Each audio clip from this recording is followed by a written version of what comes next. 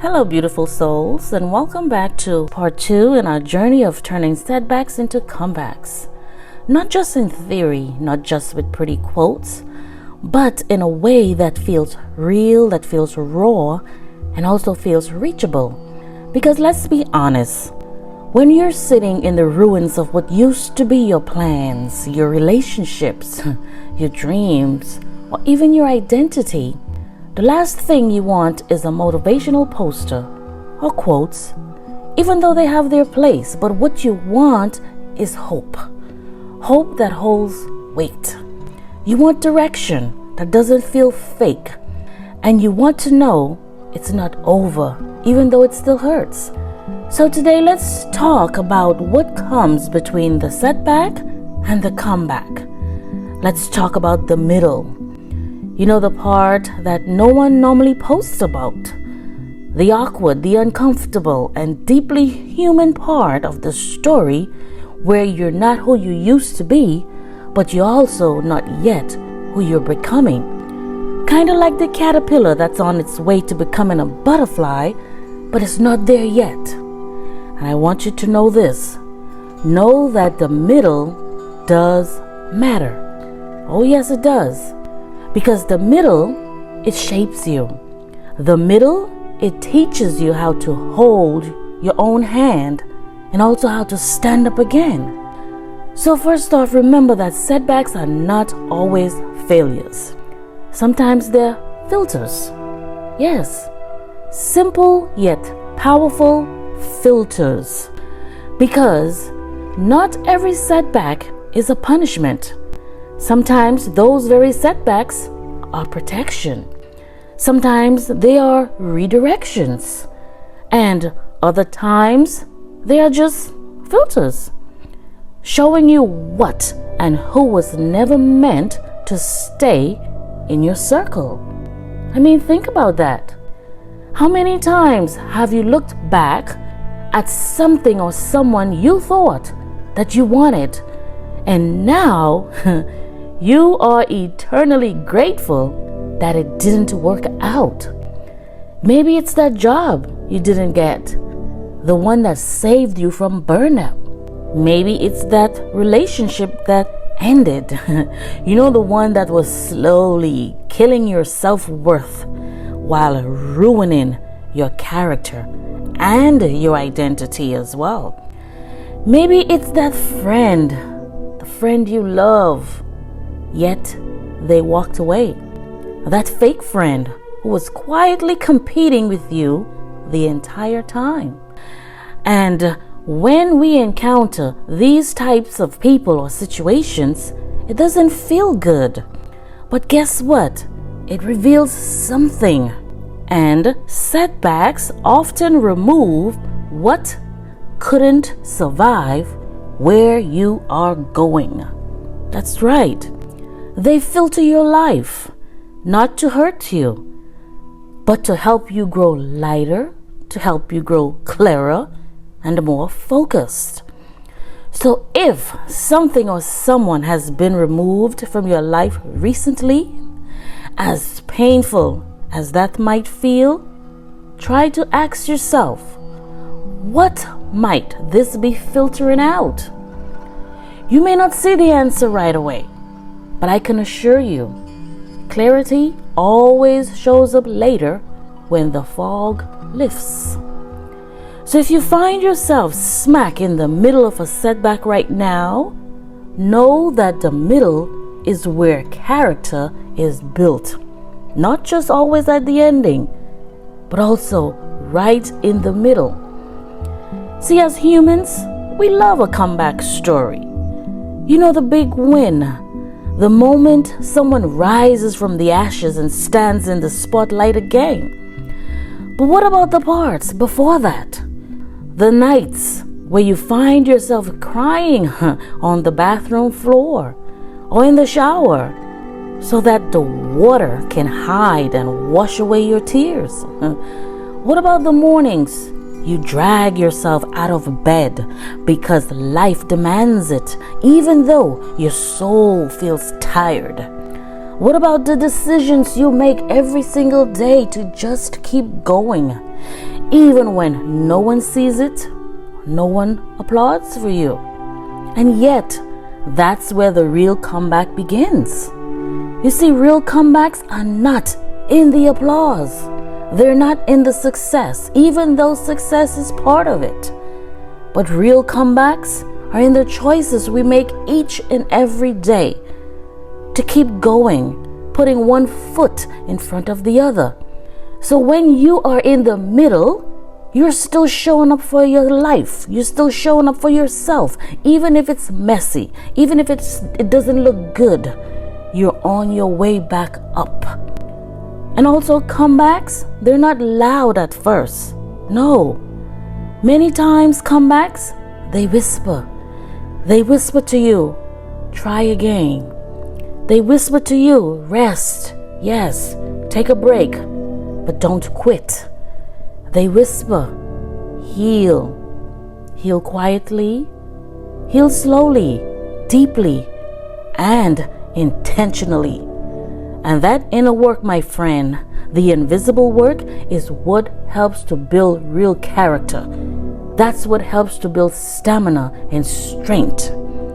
Not just the kind that helps you succeed, but the kind that helps you survive. You know, you get up, you begin to serve again, and you stand through the storm. You keep moving. You don't quit. You keep going. So don't wait until you are finally healed or feel whole to begin your healing journey. Because you see, a lot of people think they have to be fully put together, know it all, have it all together before they start something new. They believe that they have to be over it, whatever that pain was. They have to be past it. They have to heal from it before they can take the next step. But that's not how healing works. And also, healing is not a final destination. Healing is a journey. And often, it's the path to healing, and it requires movement. So go ahead. Start messy. Start shaky. Start with tears in your eyes. Start with that ache still in your heart. Because let me tell you, many times, your healing catches up with you as you begin again and again. And let's be real, life doesn't always give us time to pause. No. Some of us are healing while raising kids. Some of us are healing while taking care of elderly parents, while working double shifts and going to school all at the same time. Some of us are healing while navigating loss, debt, heartbreak, betrayal, marriages, and the list goes on and on. And you know what? That makes you powerful. That makes you brave. That also makes you human. Because starting again while you are still in the midst of it shows strength. It's not weakness. It absolutely shows strength. So don't disqualify yourself from building your life just because you're not all the way healed. Start where you are and know that that's more than enough. Tell yourself, I'm doing the best I can. And also remember, once you have healed, you will have some memories. You will have some scars. But also remember, those emotional scars, they don't mean you're broken. They mean you've grown. Scars are proof that you once hurt in that area. So when you go through painful things, situations, relationships, you name it, it leaves a mark. It leaves a scar. You know this, and I know this, because we feel it. It's just that physical scars, they can be seen, while emotional scars are left hidden. But scars, my friend, they're not shameful. They're nothing to hide. They're nothing to be ashamed of. They're signs that you survived something. They're signs that you felt deeply, that you faced something most people wouldn't even talk about. And yet, you're still standing. You're still here. So you don't need to hide your scars in your comeback season. In fact, sometimes your scars are the very thing that gives you credibility. They make your story believable. They make your strength relatable. You see, people don't need perfection. What people need is realness, especially when they're hurting. They need to hear that you've been through it also. Hurting people needs to know that you've cried also, that you've doubted yourself many times. You've questioned, why? Why is this happening to me? And it's also good to let other people know that, hey, listen, I almost gave up too.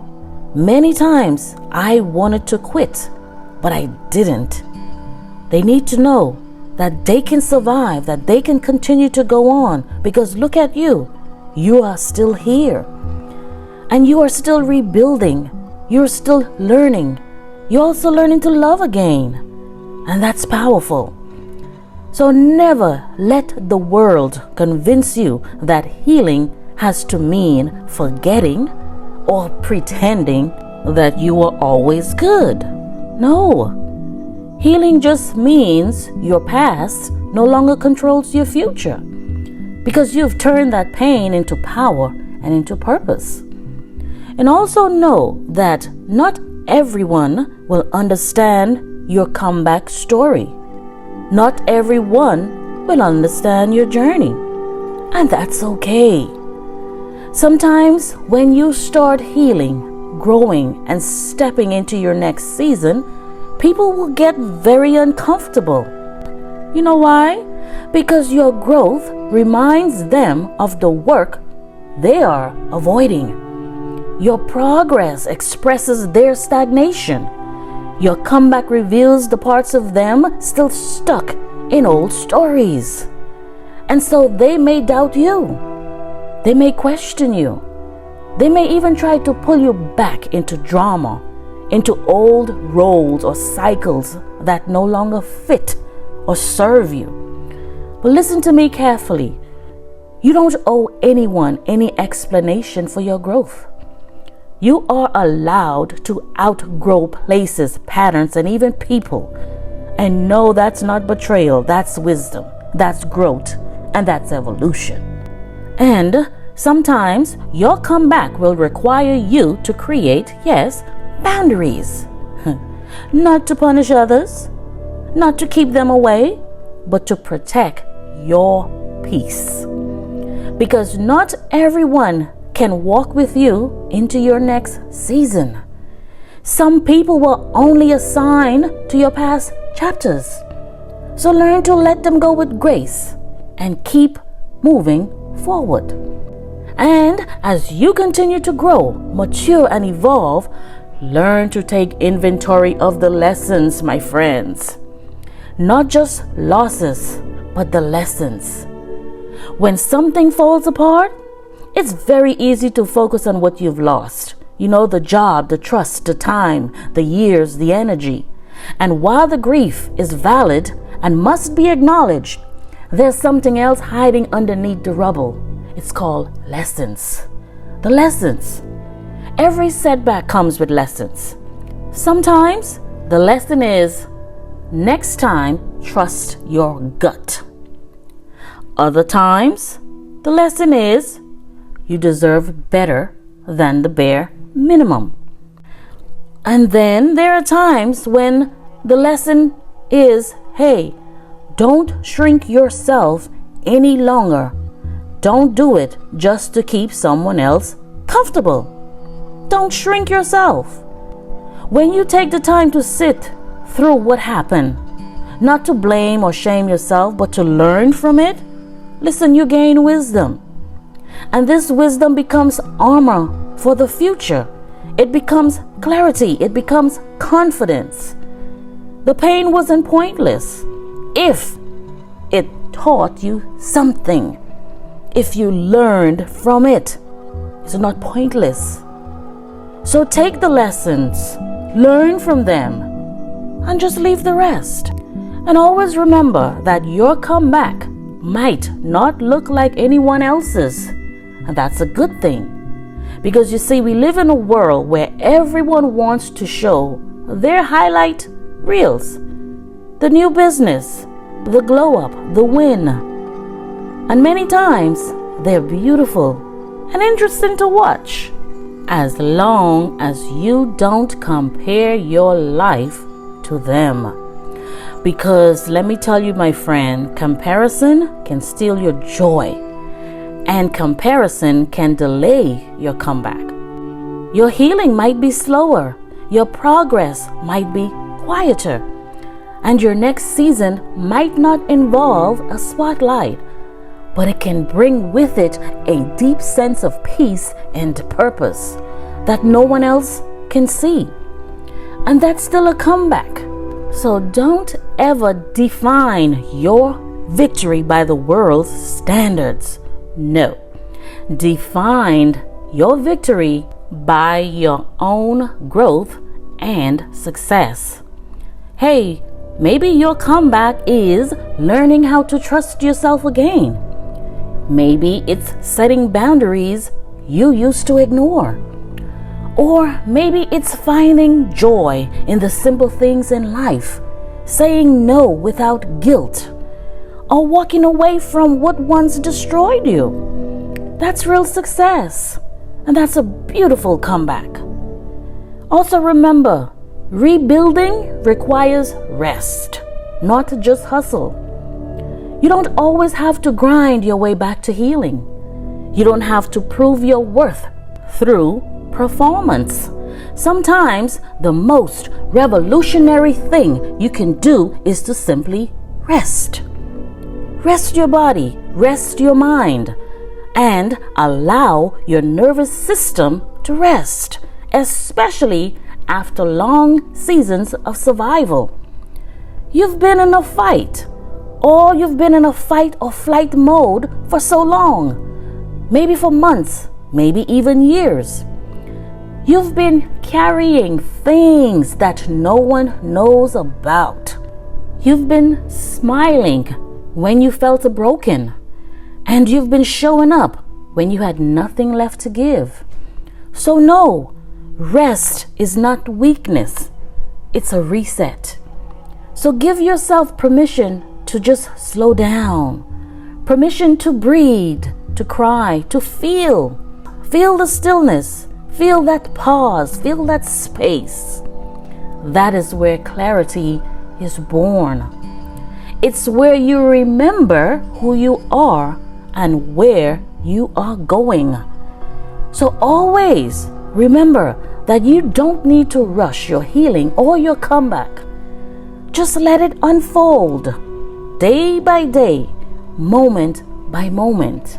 And in your healing, even though it still hurts and you feel lonely, learn to reconnect with yourself. Reconnect with yourself before you rebuild with anyone else. Because you see, after a painful situation, a job loss, a breakup, you name it, instead of sitting with yourself, a lot of people rush into something new because they are trying to fill the void and the silence, because the void, the loneliness, and the silence doesn't feel good. So they fill the void with a new relationship, a new project, a new car, a trip, any type of distraction. But sometimes the best thing you can do after a setback is to simply get quiet, to turn inward and listen to yourself again. Because you never know, somewhere along the way, you might have lost touch with your own voice. You've been shaped by expectations, influenced by opinions, maybe even controlled or manipulated. And now that you are out, it's time to come back home to yourself. So ask yourself these questions. What do I value right now? What brings me peace right now? What does love mean to me? Now that I've experienced the opposite, the hurt and the pain, the abuse, the manipulation, I know what abandonment feels like. So what does love mean to me right now? Who am I without the titles, without the trauma or the noise? Who am I? When you rebuild with you at the center and not who others told you to be, listen, your comeback becomes not just strong, but it becomes powerful and sustainable. And now your story will one day be someone else's survival guide. So let me close with this. You know that setback you're recovering from, the heartbreak you barely survived, the depression that tried to drown you, the failure that felt final? Let me tell you, one day, someone out there will need that very story. They would need to hear it. They will need to hear that someone else besides them, someone like you, went through it, and yet you made it through. They will need to hear that someone else struggled, that someone else doubted, cried, went broke even, that someone else got lost. Yet in the midst of it, someone else found a way out through it.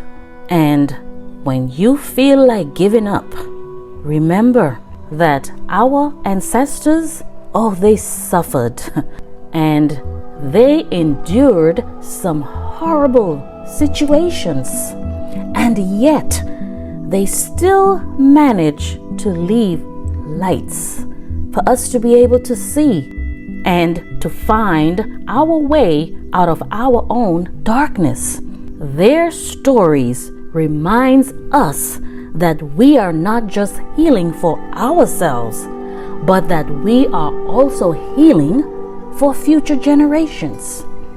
Yes, your healing is for someone else. Your healing is for that man or that woman, that teenage son or daughter who will one day cross your path, read your story, or listen even to your podcast, needing your light, needing that light you carry, needing the lessons you've learned, and also needing to glean from the strength and the wisdom that you've gained. So keep believing and keep going, not because it's easy, but because your comeback is bigger than you. You don't need to have it all figured out. You just need to keep choosing yourself. Keep honoring your growth. Keep giving yourself permission to rise, even if it's slow. And know that your comeback isn't just possible, it's already happening. Because you are right now doing the best that you can. And you're doing better than you think. So let me ask you this, and I want you to really think about it. What has your most painful setback taught you? Not just about others, but about yourself. Drop it in the comments, because your insight might be exactly what someone else needs to read or hear about right now. They need to hear that somebody went through it, learned the lessons, and came back wiser, stronger, and more resilient. And always remember that here we don't just think, we think deep. See you next time.